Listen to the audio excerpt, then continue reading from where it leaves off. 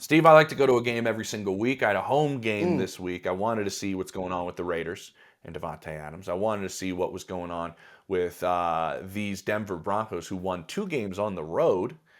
They go to Tampa. They stay at the Greenbrier in West Virginia to stay on the East Coast in the time zone. I didn't really understand it. And then they play the Jets. They win both those games 2 in a row. Can they come back, make it 3 in a row?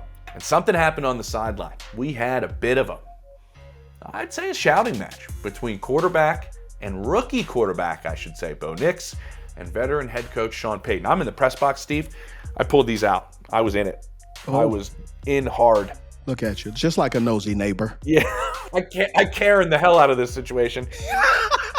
And I was like, what's going on over there? Neighborhood watch. What's going on between Bo and Sean? And there was. And this went on. The cameras caught it as well. Of these two going back and forth at each other. I will tell you this, because I stopped watching the game. I focused on this. It went on a lot longer than the cameras caught. I mean, it went on long enough for it to lead over to the bench. Yeah, Davis Webb, the quarterback coach, is there. I did see Davis, the quarterback coach. Davis kind of barked back at Sean a little bit. Like, bro, let it go. Yeah. Hey, man. And then it went over with the receivers. Cortland Sutton had to get there in the middle of it. He kind of kept trying to calm people down. You know you're in trouble when the brother got to get in the middle.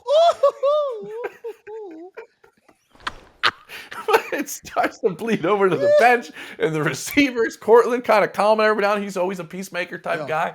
Then they come back out on the field, and this was the end of the third quarter. Fourth quarter comes out. Bo leads a drive right down. He runs, jumps over the line for a rushing touchdown. He comes back to the sideline, Steve. They kind of have their distance there. There's no interaction between Sean Payton and Bo Nix. I done been at that moment with Sean on the opposing team. You look at him.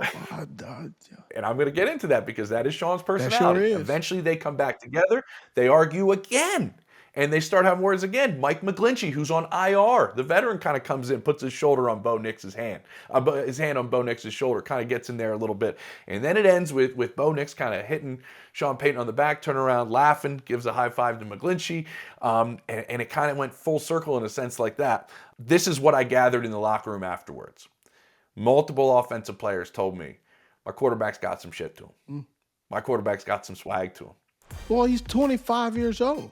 But what did they see a year before on the sideline, Steve, when Sean Payton went after Russell Wilson? What did Russ do? Just took it. He just took it. There was no bark back. Sean likes, if you know Sean Payton, he likes if a player fights back a little bit. He wants to see your personality. And I know for a fact, talking to people in that organization, Sean liked that Bo fought back a little bit. Stood his ground for what he thought he should have been doing right. Play should have been flipped. I mean, a play was one way. Bo had it flipped. By the way, he still threw an absolute dime down the field, but it was dropped by Troy Franklin in the end zone. It was a monster throw. These are the type of things, and we talked about it last week, Steve, about Tom Brady saying this isn't Disneyland.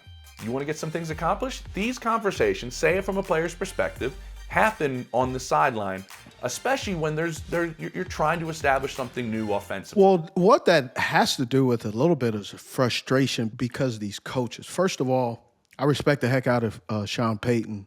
I played against him for a number of years across the sideline. And Sean is spicy, man. Sean will tell you what he thinks of you.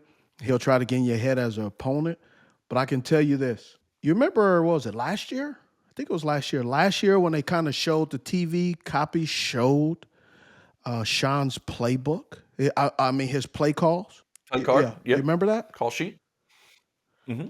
Can I tell you, one of the reasons is Bo Nix is frustrated is Sean is still running plays from 2009 when Agent 89 was playing on offense, and I had Jeff Davison as my offensive coordinator. Sean's playbook is extremely old, bro. And he's not running anything new. There's no real RPO game because that's not Sean's offense. He hasn't updated his database a little bit. Yeah, after they've had to because he sees Bo can move a little bit. Yeah. They just don't know. I don't think Sean's offense really is built around the RPO game, and it's frustrating because Sean he stays up late. He does a really good job of play design, but his play design are kind of older.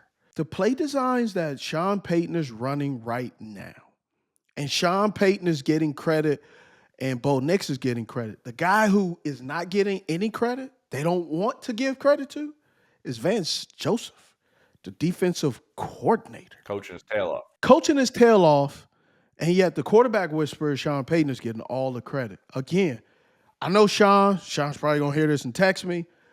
I love Sean, but I also know Sean's offense is a little bit, it's kind of like me, it's old.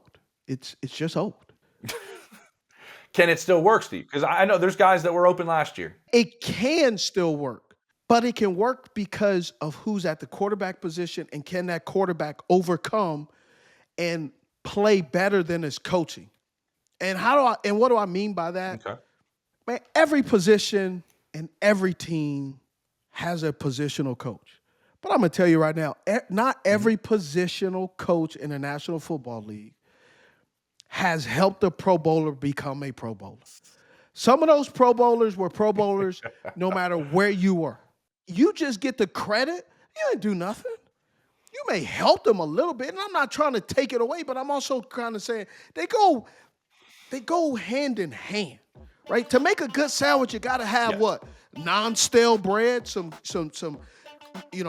condiments. That's a given. Lettuce, tomato. Like, nobody has a great BLT with no BLT. They all have to go together. And I get it. And I'm just saying that sometimes some of these coaches get more credit than they deserve, and then they go to another team, and everybody's going, whoa, was it Drew or was it Sean? I think it was both.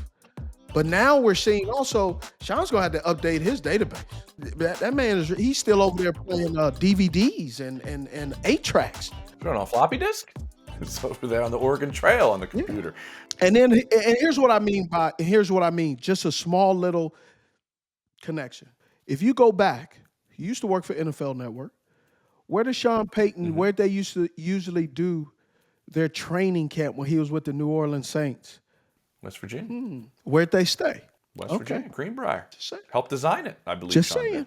I believe he helped design it. Now, the part that I want to touch on as well is, Steve, in the post-game press conference, Sean Payton says to us, this Bo Nix got a little Ferris Bueller to him.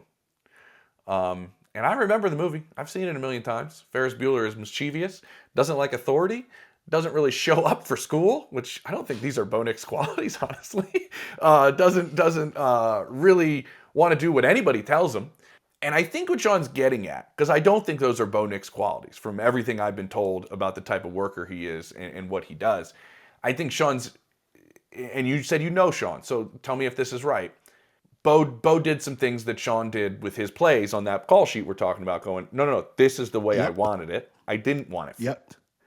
Is that what he's getting at? Yeah. Yep. That's exactly what he's getting at. All I know, I've been in a huddle long enough. All I know, sometimes some of the best plays have been ran the wrong way.